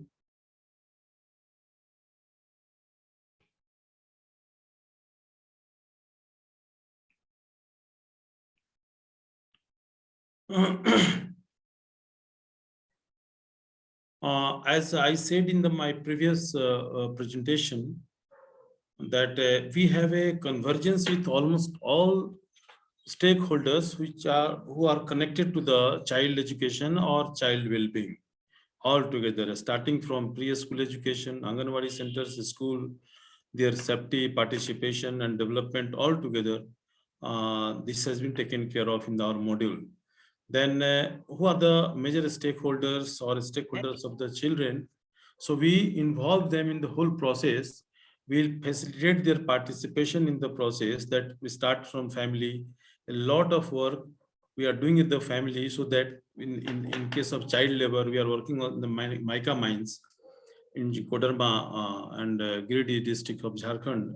So we support the family, involve the family in the process, so that they can they will not send their children for the collection of mica from the field. So likewise, school management committee, we have a schedule plan to involve school management committee as a one of the core element of participation in the process. Then village level child protection committee, we have also planned to involve them in the process, whatever the area they have. Then we also involve PRIs in the school management committee. PRI has a representation. Then block education extension officer, we have a good connection with the block education extension officer because they have also their role to play in school education. Then block level child protection committee, VHNC, Anganwadi centers, schools, BRP, CRP, district education department, state education department, district child welfare officer, Jharkhand State Child Protection Commission, Labor Department has also rail, Mines Department, and Assembly members, parliamentarians. So we connect directly. We implement many of the things with the leads, and for the advocacy purpose, we also connect state departments and parliamentarians or assembly members to raise the voice in favor of children or raise the critical issues of children. So the major focus is to involve all the stakeholders in the for the well-being of the children, and we have ample scope that we have got something from the Jharkhand Assembly to get through. We have also in the child manifesto, the major components have been included in the different parties manifesto. SCPCR, we have a very long association to address the various grievance redressal thing of the children. So it's not only community has to participate in the child well-being, rather in our framework, we involve all the stakeholders in the well-being of the children, and that's why many office orders from the state we have been able to mobilize wherever we find deficit. So this is one area we ensure, because in the school development plan, the community level participation is ensured, including children, teachers, and PRI members. But the others are left. So for the other part, we also involve these people, we update these people, and we have a communication channel with all these people. Then what kind of pivot did you see? Much changes in mindset and behavior. So what we think, what we have experienced, that creating concerns through input and sensitization. Many times it happens, those who are decision makers, those who take decisions, sometimes they do not have that much sensitization as we have as a social worker. So we provide input to them, we provide information, provide some practices, best practices to them, we sensitize them, and then the changes, their mindset changes, change takes place, and then we facilitate them to take decisions in favor of children. And many examples we have through Jharkhand Right to Education Forum, we have been able to mobilize decision makers to take many decisions in favor of children. A regular visit and lobby with decision makers. This is our one part that we think that once we visit and we do not respond to a future communication, then we lose the temperament of the lobby and advocacy. So we have a team that we regularly visit to the ministers, we regularly visit to the opposition leader, update them, and we also meet education department, block education department, so that we are connected to the whole system, and wherever issues comes in, we also share our good practices with these decision makers so that they can also implement. State has invited us to, in the school development plan formulation involving participation, ensuring participation of children and panchayats. This year, they have also involved the whole decision, SDP has to be incorporated in the GPDP, Gram Panchayat Development Plan. So they have issued the letter. So this is how we try to involve, participate them in the process and mold their mindset so that they can change their mindset and they can gradually take decisions in favor of children. Evidence-based advocacy and suggestive recommendation, these two are the core element which play important role in changing mindset of the people. That when we develop a model schools and we document this, we make a video on this and we share with the principal secretary, chief secretary, and education minister, then it has a lot of impact. They invite us in the budget making process. They invite us in any major decision. If they want to take, they also take our suggestion, involve us in the process. And these decision makers, they request us to have a suggestive recommendations, means what they can do, because officers are for 2 years, 3 years, they're in the position, and we are for long period, we are working there. So they said what we can do, the suggestion we are making, how it can be done. So if we have prepared many documents and we have shared with the state, and the state has made certain changes in the whole implementation process of Right to Education Act in Jharkhand and new education policy. Influencing system through a specific person in the system. What we do, make a strategy. If there are some people in the department who are very pro NGO, pro children, so we identify those person, and then we initiate the process from the start of our process from that person, and gradually we reach to the all people in the departments. So these are how we try to change the mindset and behavior of the decision makers and involve them in our process. I would like to continue rest of the questions if allowed, right? Oh, okay. Can I continue? Oh, so this is the third question. Yeah. I want to continue in the one go. Oh, okay. For Right. better flow, got it. Right. So what are the key learnings from your experience of advocating and inclusivity in the sphere of education while working with the government and education ecosystem? So the key learning, what I said earlier, just I want to continue with that. Systems should have confidence on your credibility. If you want to play a role of advocator, then system should know who is Awadh Kishore Singh, what he is doing, what model he has created, how many years he has been working with the education department or education for the well-being of the children. If we have our credibility in the departments, then the task becomes easier to play a role of advocator and facilitate changes, pro-children changes in the system. Then experience and knowledge on the related topic helps in influencing decision maker.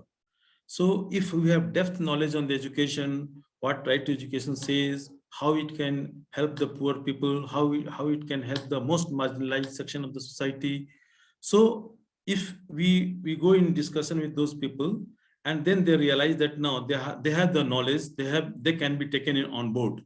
So in that way, we are on the board. Then third is suggestive recommendation works very well. If you go with the suggestion, usually our brand, our image in the government sector is that we only raise question and fill you from there. So that should not be the image.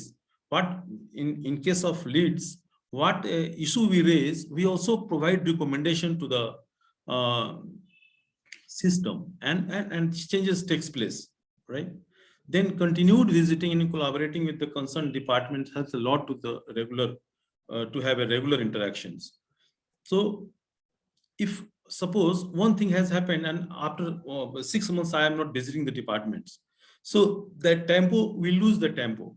So to continue the continued sharing of children issue to the department, to decision makers, there is a need of continuous visiting to the department so that they can have a update about the ground reality. The advocators should have a model of work in related themes of holistic child development, which helps in responding queries of decision makers. Decision makers are also not all known people. They come for 2 years, 3 years, and they are not expert on the various themes. So what they invite us, you provide if you have develop a model, can you make a document and share with us so that we can also try to replicate, and many things has been replicated. The continuity in all intervention helps in a systemic change.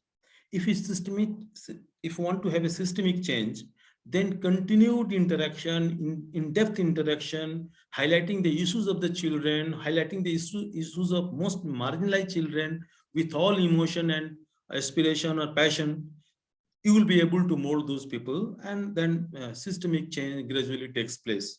In the system, there are a lot of changes required in the system. I will talk in the next thing. Abad, like we are running short of time. Yes, very. But this is the I think is second question. Intensive work with the Anganwadi centers and ensuring this designated 6 delivery.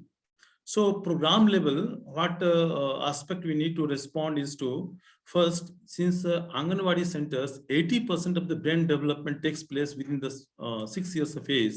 So all the 6 deliveries must be ensured, creating models on each of your intervention, which ensures inclusivity to make our advocacy task easier. If we have done certain inclusive work, then it makes our task easier. Focusing more on implementation of RT Act 2009 and a new education policy to get their help in school education in programmatic level. This is also very important. Providing regular feedback to decision makers is one of the programmatic intervention which helps in improvement. Then systemic change is required. Advocacy for more allocation for children, more budgetary allocation for the children in a state budget to the extent of 18 to 20%. Wherever budget school education is better, you will find those states are allocating 18 to 20% of state budget for education. And gradually and simultaneously, utilization also needs to be focused. So this, if you want to have a really systemic change, then these areas needs to be focused. Filling all vacant position of teachers and Department of Education, Labor, WCD, etc., so that this can be the issues of the children will be responded properly. Non-engagement of teachers in non-teaching activities needs to be focused. This is a part of the systemic change. Empowering school management committee, empowering Mata Samiti, activating all grievance redressal bodies starting from VLCPC to SCPCR, regular review of all academic activities. So these all, if happens, then systemic change will take place, and then in long term, our children will get quality education. At present, in all the eastern states, I have a less knowledge about the Karnataka, Kerala, Goa. But in this location, 7 states, all the schools or systems are suffering from various deficit. And unless we provide, if you raise many questions and budget allocation is not there, then nothing will happen. So if you want really to have a systemic change, then this area needs to be responded properly, right? So this much I wanted to share with the next 2 slides. Thank you so much, Awad. So, like as you mentioned, like with regard to role of participatory, participatory aspect of communities for the whole child development programs, you had mentioned that participation of communities, while essential, is not enough. We have and to include officials and other stakeholders in participation as well would be crucial. And regarding impact, you had mentioned how regular visits to these officials are essential to keep that tempo and rapport, so that further communication regarding these programs would be possible. And sharing good practices with them would also bring about that rapport. And also you had mentioned at the systemic and program level some of the things that we might have to focus on to bring in more impact at the for whole child development programs, like building credibility, like experience and knowledge building. So I feel like you have covered some of very crucial aspects that one might have to focus at a systemic and program level, for whole child development programs. So thank you so much, Awad. I request Prachi to go forward. I know that we are running short of time, but please, would request you to go over it 2 to 3 minutes if possible. Sorry, yeah. Okay, so I agree with some points, but many a times I feel that most of the time what we do, or rather many organizations do, is we work in silos. So we have our own jurisdictions and we have our own way of functioning. I think somewhere there has to be a collaboration, and there has to be some combined impact or a combined force going to the government asking for certain changes, because I may have a good rapport and I may get an entry, but somebody else who may have a real good program but may not get an entry because the person may not have that much of leeway with the government. So first and foremost, having a consortium of people working, but there's lots of work. I mean, there are so many schools and there are so many out of school children, like I think Awad said about 2.6 crores, and that's quite a huge number for all of us to have work. So somewhere having a strong force or collaboration is something which we need.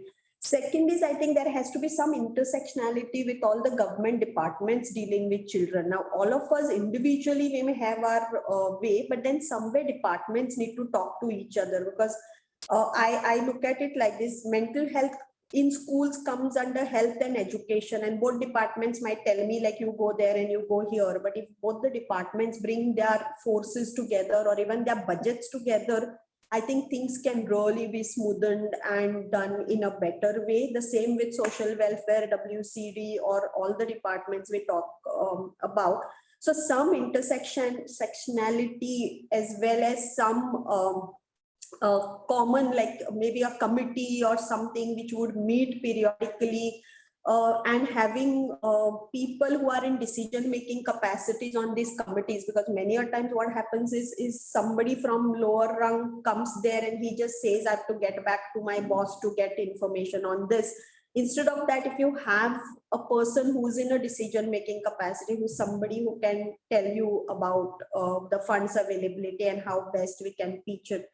Third important thing, I think, is building capacities for students. So maybe MA psychology or social work or teacher training, where you catch them before they start work. Because if I look myself as a student, whatever I learned, I'm not using. So I have to actually relearn everything, or rather reinvent myself kind of when I do the work. So the practical and theoretical aspects are very different when it comes to curriculum. So our curriculums especially have to be very practical, on the ground examples, doing a lot of field visits, site visits. So it has to be so much so that anybody coming out and wanting to take up a job exactly knows what is there, rather than wasting maybe 1 or 2 years in trying to find what is there and how best we can teach it.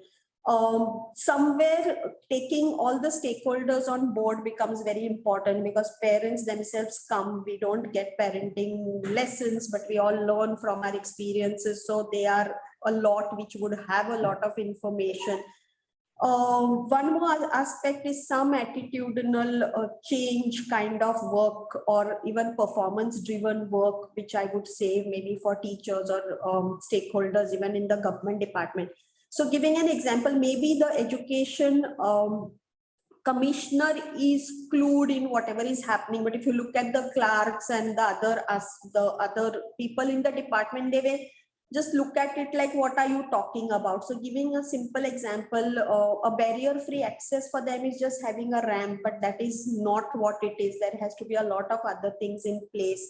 So keeping all this in mind, some regular capacity building or sensitizing programs, even right from the office people in government departments, I think should be organized in order to sensitize them to this whole issue of inclusiveness or disability, mental health, which we would look at it as the area which we are working in. Percy may want to add something from herself. No. You don't have anything to add. Okay, so this is what we feel, and yes, we do try doing it at our own level, but I would strongly recommend having a strong hold of all of us working together and putting our viewpoints across to the government. But I think it lies in the strength of putting it to the government. Thanks. Yeah, in Jharkhand, we have Jharkhand Right to Education Forum, and through that forum, Leeds is the convener of the forum. So through that forum, these all issues are resolved and shared with the state, right? Yeah, this should be made for all states, sir, right? It shouldn't be like kept to Jharkhand. So if you have this best practice, I think somewhere we should have forums also to share these best practices, so that all states, everybody together would be doing the similar thing, which is for the benefit or for the best interest of the children we work with. Yes. Well, it's like good to know about the forum that exists in Jharkhand for the same. As Prachi mentioned, having it across states would be helpful. for addressing the whole child development for all states. Yes. So, what you had mentioned regarding an intersection, right, of communication with different government departments, that is like very crucial, I feel, because, sometimes it comes under different things, but then there is no communication that is happening between them, and that becomes difficult, right? And another thing that you shared about, there being a person or a committee who will, specifically address these issues would be essential as a point of contact, to get information and to communicate, get ideas. Yeah, that would be crucial. And also regarding the capacity, building capability in terms of knowledge, which is rooted on the ground reality. So that is very crucial for this. And taking all the stakeholders on board also, as you mentioned, parents, everybody, that would be essential as well. And the final suggestion that you provided also is very insightful, like regarding regular capacity building and sensitizing of officials. So this is very insightful to know, the things that you have experienced from your experience, as well as something that we could build on going forward as well. Thank you so much, Prachi and Percy. I would also like to, invite Prarthana to share her views on this. So how much time I have left now? So I need to then. You can go ahead and take 2 to 3 minutes. Okay. So I would like to thank Prachi seriously, because a lot of points what she mentioned I completely relate with, and I won't be able to again repeat those points. So thank you for adding those. So going ahead, there are few aspects that I would like to talk about when we talk about key learning experiences, when we are advocating inclusivity or that atmosphere within a school system and overall education system. So first thing that I had also talked earlier is we really need to, as a larger learning that we came across and we experience in our program, is adolescent and young people are really diverse group. It's not homogeneous, not just in terms of caste, class, religion and region, but also in terms of age. So it's very important to recognize the need of particular age. For example, when we say adolescent, then it's become a larger umbrella. So what are the needs of very young adolescent, and do we really focusing, engaging more, based on the larger need?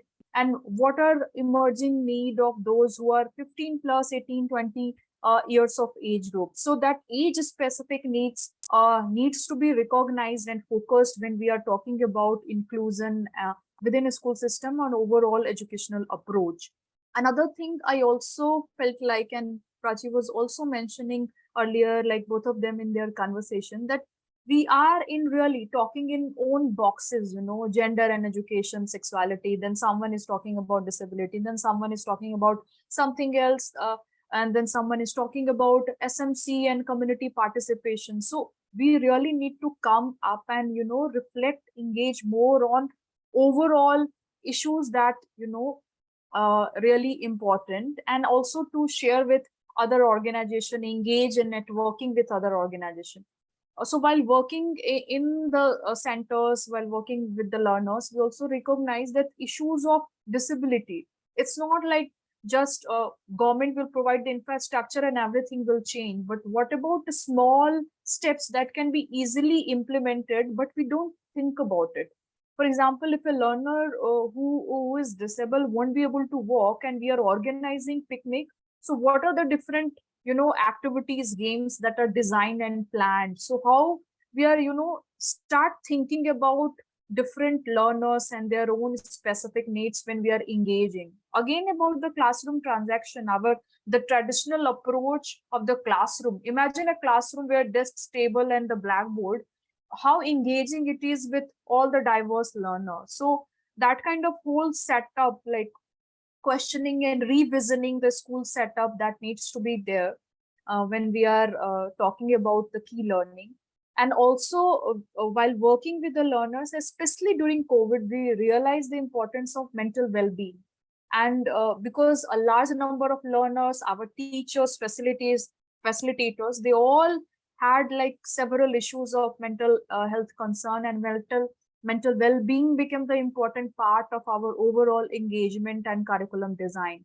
So we have reached out to experts and other organizations who are working on mental well-being to support us, encourage us, so that we can design our program and curriculum accordingly. So yeah, recognizing these issues and reaching out to organizations who have experiences of working on these issues are really very important when we talk about inclusivity in a larger umbrella. And also, the involvement of learners.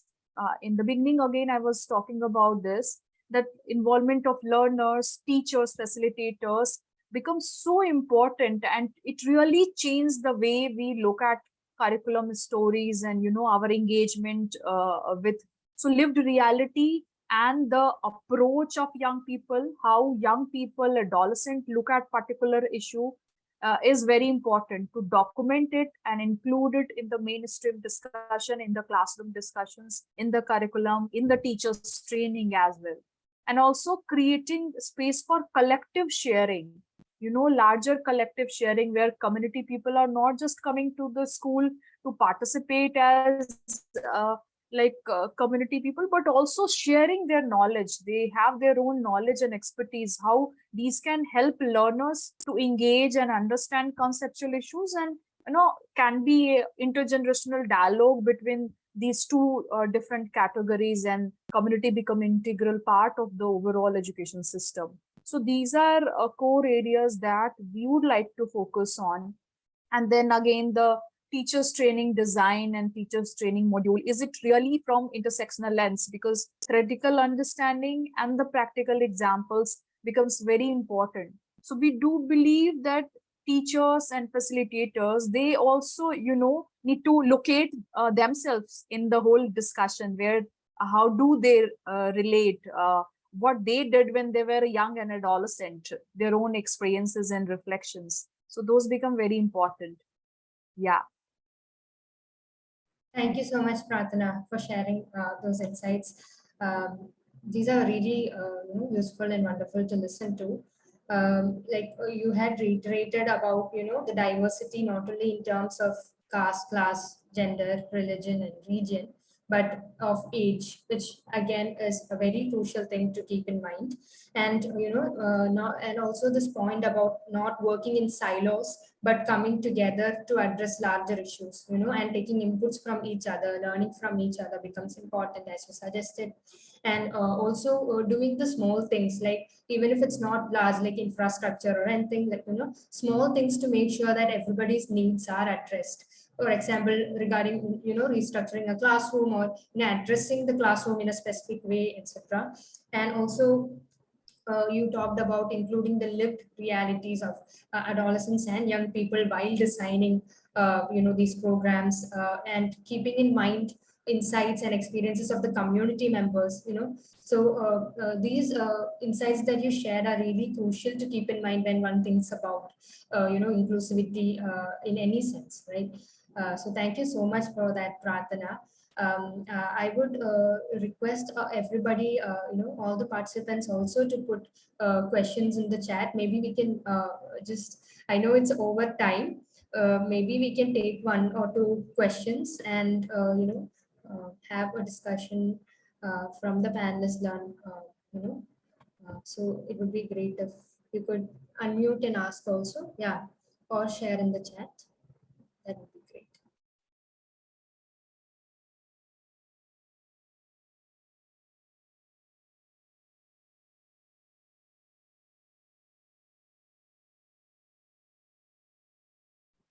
If the panelists have questions for each other as well, we could share that also in this time.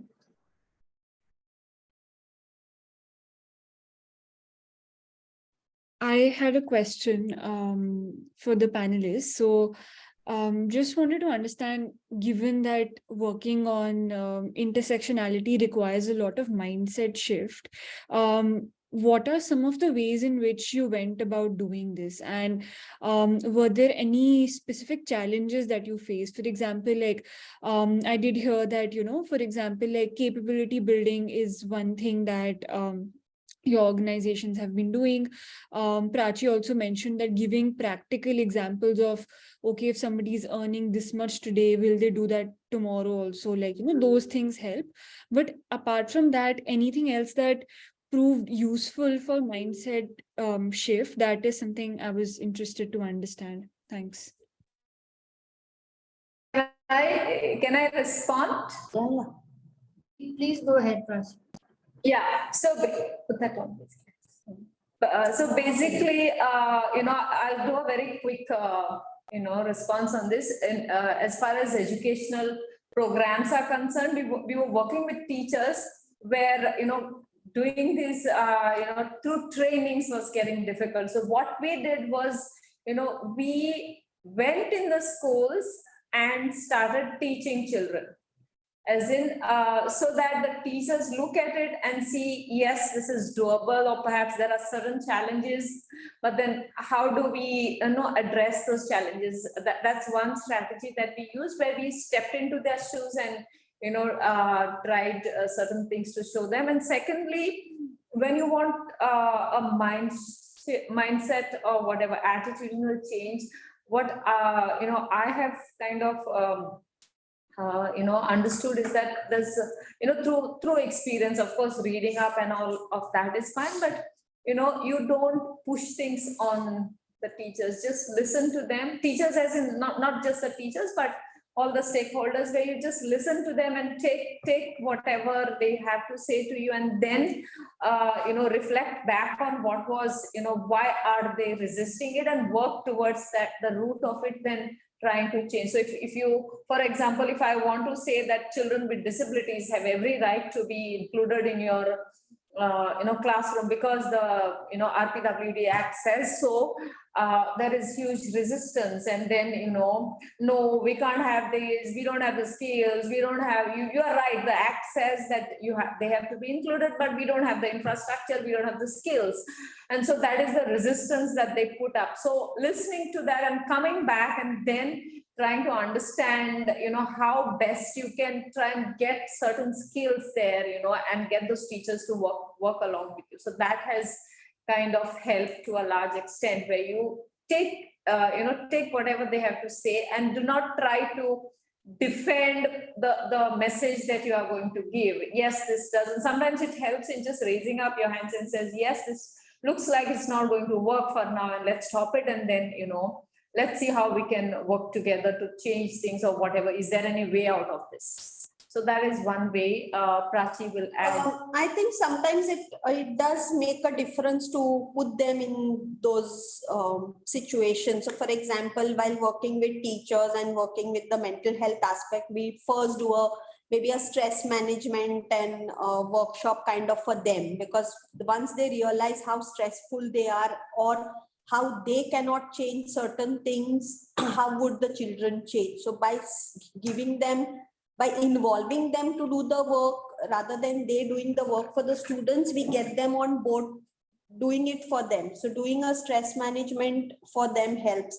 A second important aspect, what we have been doing is sharing our best practices with all the stakeholders all the time. So giving them maybe practical examples, talking to them about try it out. If it doesn't work, we'll stop, kind of, rather than saying that, no, you have to do it. So nothing can work if you push it down their throats. But if you give a way where you tell them that let's try this out together, we can show you how best it can be done.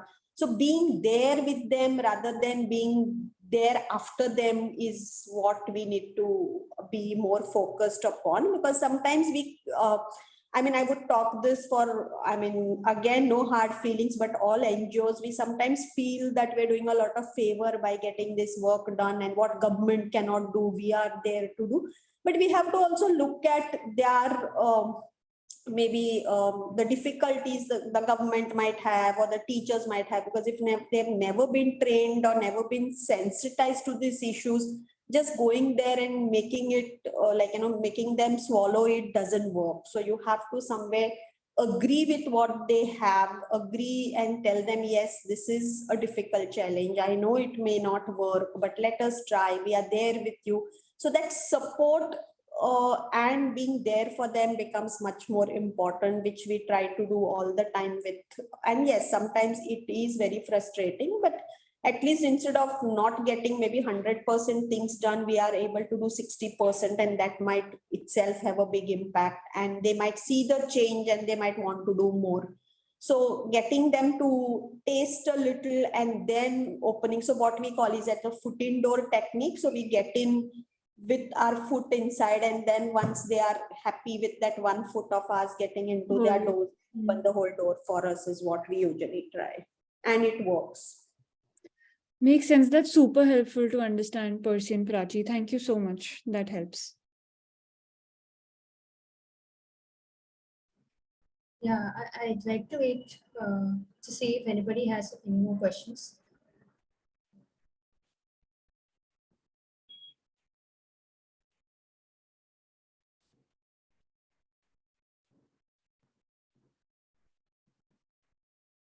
I think we're over time, Sarah. So perhaps Yeah. it would be useful to close the discussion for today. Yes, Yeah. I understand. Thank you so much, Prachi, Percy, and Prarthana, for giving your valuable insights. It really helped us learn a lot. I learned a lot, I know, from your experiences and insights. So, really crucial to keep these things in mind while thinking about this particular issue in the future also. So thank you so much, all the attendees as well, for your patience. So yeah, thank you, everybody. Yeah, thank you so much, Saira, for giving us this opportunity, and all the participants to be very patient and listening to all our talks and things. So thank you very much. If anybody has any further questions or any suggestion, comments on our work, we are happy to take them on and address them, maybe through an email conversation as well. So thanks so much from both of us, Percy. Thanks, Saira, and thanks to all the participants as well for being patient and patiently listening to us. And Prarthana, thank you so much. I picked up a lot of things from your, presentations, and I can see that we have a lot of, synergy between our organizations. And I hope that we can work together. Thanks a lot. Thanks, Prarthana. Thanks, Thank Prashita also. Thank you, Sarah. Or Prachi, I would like to connect with you. There are a lot we can, discuss together. Thank you so much, everyone. Hope this was fruitful. Whatever, I didn't have much experience about education system, but I wanted to share more about those who are out of school. So thank you for giving this opportunity. We'll explore more. Prachi will be in touch. Yeah. Thanks. Thank you, Prarthana. Thanks, Thank you. everyone.